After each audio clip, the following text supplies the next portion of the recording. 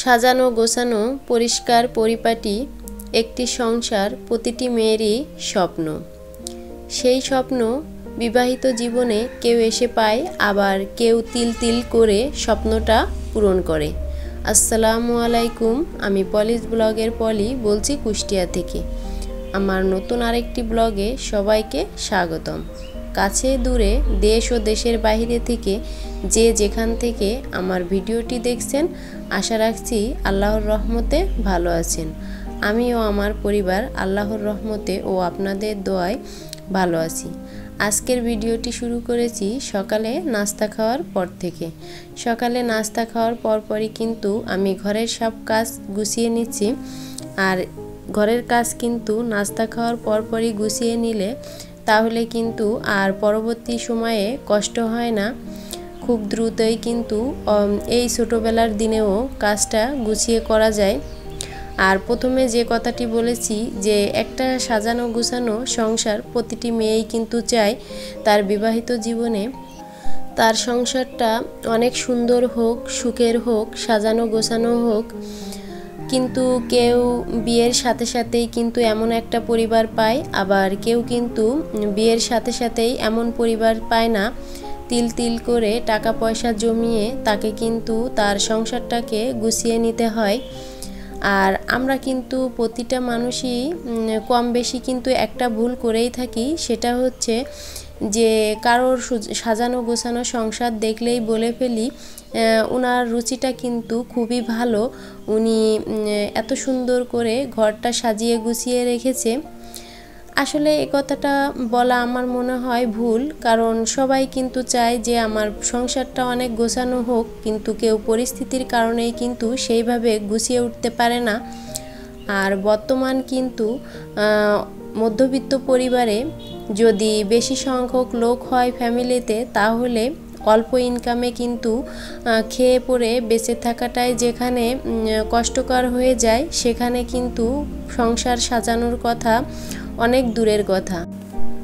গল্প করতে করতে কিন্তু ভিডিও রিলেটেড কোনো কথাই বলতে পারলাম না। আমি কিন্তু ঘরের ভিতরে অফ ক্যামেরাতে অনেক কাজই করে নিয়েছি। তারপরে ফ্রিজটা ওভেনটাও একটু পরিষ্কার করে নিলাম। আর এই যে চিয়া সিডটা এখানে কিন্তু আমি গত মাসেই এনে রেখেছি, কিন্তু এইটা যে আর বয়েমে ভরে রাখবো সেইটা আর ভরা হয়নি, কারণ এর আগেও কিছুটা ছিল।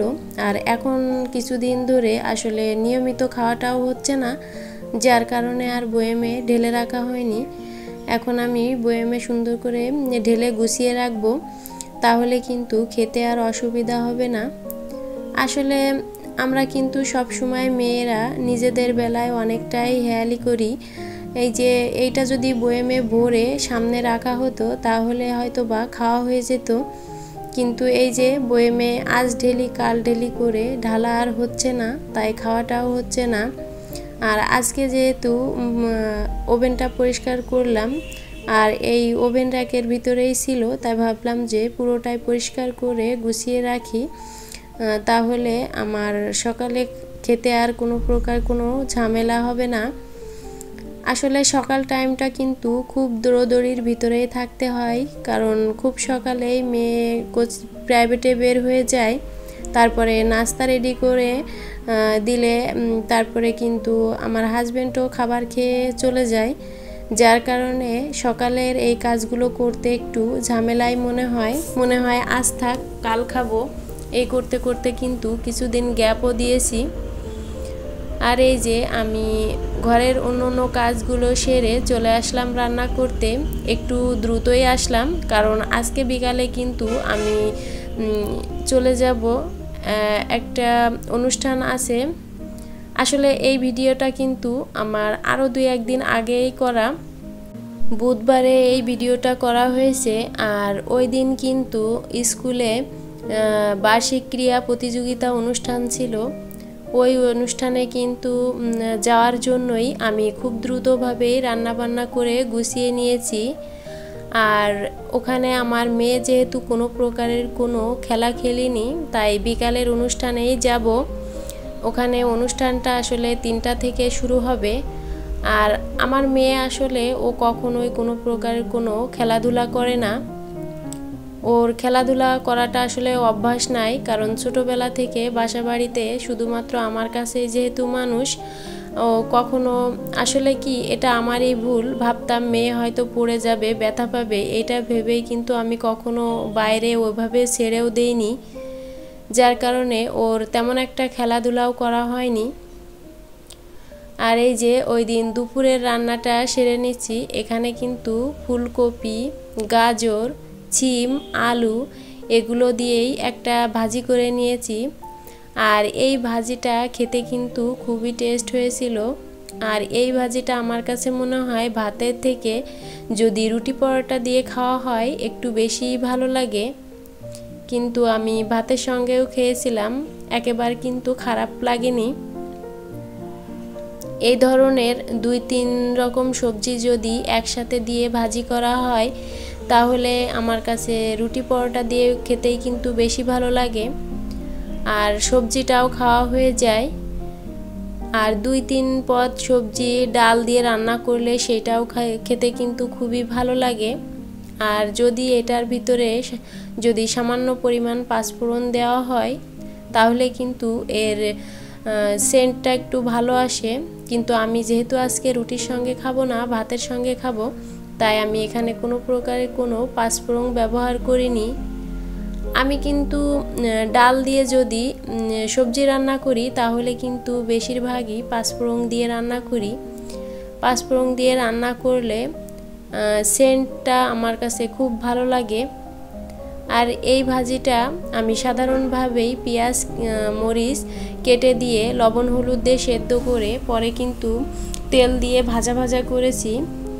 আসলে কি বলে জানি না, কেউ বলে বাগার দেওয়া বা তেলের পরে দেওয়া, আমি কিন্তু তেলের পরে দিয়েই নেড়ে নিয়েছি।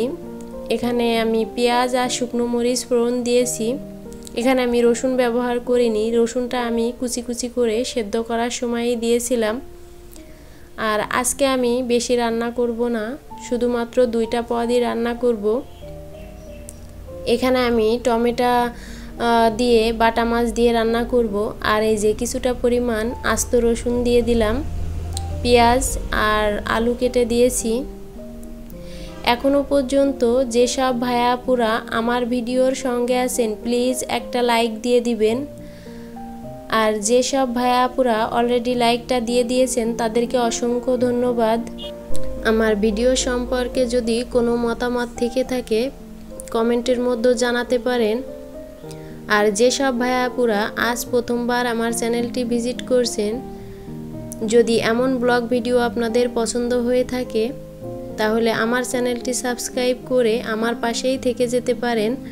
আর সাবস্ক্রাইব করে পাশে থাকা অল অপশনটি সিলেক্ট করে রাখতে পারেন, তাহলে আমি যখনই ভিডিও দেব নোটিফিকেশন আপনাকে জানিয়ে দেবে আর আপনি সময় সুযোগ করে দেখে নিতে পারবেন। আর যারা অলরেডি এই কাজগুলো করে ফেলেছেন তাদেরকে অসংখ্য ধন্যবাদ। আর এখানে কথা বলতে বলতে কিন্তু আমি টমেটো, পেঁয়াজ, রসুন, জিরা গুঁড়া, ধনিয়া গুঁড়া, হলুদ এই সব কিছুই দিয়ে দিয়েছি। আসলে আমি কিন্তু কোনো রেসিপি শেয়ার করছি না, আমি যেভাবে রান্না করি সেটাই আপনাদের সঙ্গে বললাম। আর কিছু কিছু সাধারণ রান্না আছে যেই রান্নাগুলো কিন্তু রান্নার গুণেই কিন্তু অসাধারণ হয়ে যায়। আমি এই রান্নাটা করেছিলাম, এটা খেতে কিন্তু খুবই টেস্ট হয়েছিল। যদিও বা এটা টমেটোর তরকারি, তারপরেও কিন্তু খেতে যে এত স্বাদ হয়েছিল কি বলবো, আমার কাছে কিন্তু খুবই ভালো লেগেছে। শুধু আমার কাছেই নয়, আমাদের ঘরে আরও 2 জন যে সদস্য আছে তাদের কাছেও কিন্তু খুব ভালো লেগেছিল। আর এখানে যেহেতু আমি সামান্য পরিমাণ মরিচের গুঁড়া ব্যবহার করেছি, তাই আমি আর মরিচ বেটে দিইনি, কিছুটা ফালি করে দিয়েছি। মাঝে মাঝে কিন্তু দেখবেন রান্না করতে করতে কিছু সাধারণ শাক পাতাও কিন্তু খেতে এত পরিমাণ টেস্ট হয়, মনে হয় যে খুবই ভালো লাগছে, এইভাবে হয়তো বা আগে কখনো খাওয়া হয়নি এমনটাও কিন্তু লাগে। আর আমি ভিডিওর শুরুতে যে কথাগুলো বলেছি আসলে জানি না কারোর খারাপ লাগবে কি না। আমি কিন্তু কাউকে কোনো কষ্ট দেওয়ার জন্য এই কথাগুলো বলি নাই।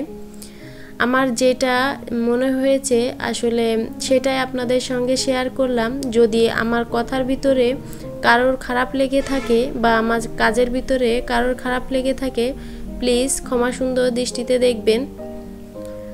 আর আমি কিন্তু কিছুটা পরিমাণ জাল দেওয়ার পরই এই যে মাছগুলো দিয়ে দিয়েছি। আর এই মাছগুলো কিন্তু আমি অফ ক্যামেরাতেই ভেজে রেখেছিলাম।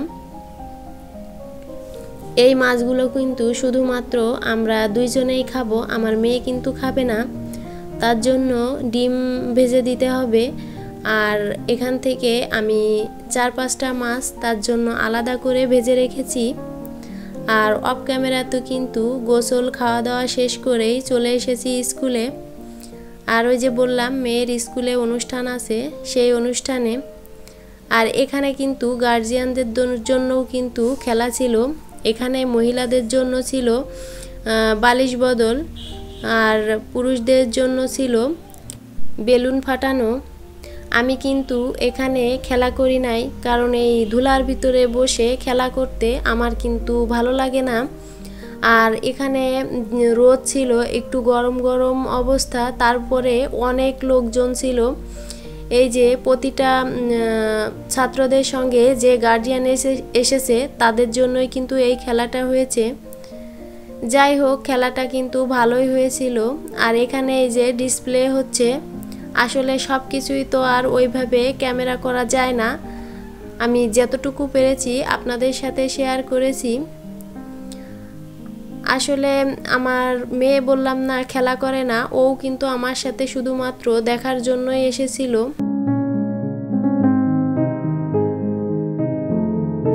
আর এই ডিসপ্লেটা কিন্তু অনেক সুন্দর হয়েছিল। এর মাঝে কিন্তু পুরুষদের জন্য যে খেলাটা সেটা হয়ে গেছে। আর পুরুষদের খেলাতে কিন্তু পুরুষরাই বেশি ছিল চারিদিকে, যার কারণে সেটা আর আপনাদের সাথে শেয়ার করা হয়নি। পুরুষদের মাঝে যে আমি একজন মহিলা মানুষ কিভাবে আসলে ভিডিওটা করব, যার কারণে আর আপনাদের সাথে ওইটা শেয়ার করতে পারলাম না।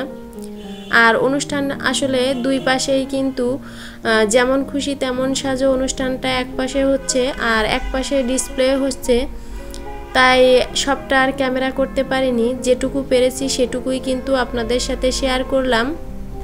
এখানে কিন্তু 1971 সালে যুদ্ধের সময় যে ঘটনাগুলি ঘটেছিল সেগুলোই কিন্তু করেছে, কিন্তু আমি প্রত্যেকটা অংশই কিন্তু আপনাদের সাথে শেয়ার করতে পারি নাই, কারণ আমি যদি সম্পূর্ণটাই শেয়ার করতে যাই তাহলে কিন্তু অনেক বড় হয়ে যাবে, যার কারণে অল্প একটুই কিন্তু আপনাদের সঙ্গে ভিডিও করেছি।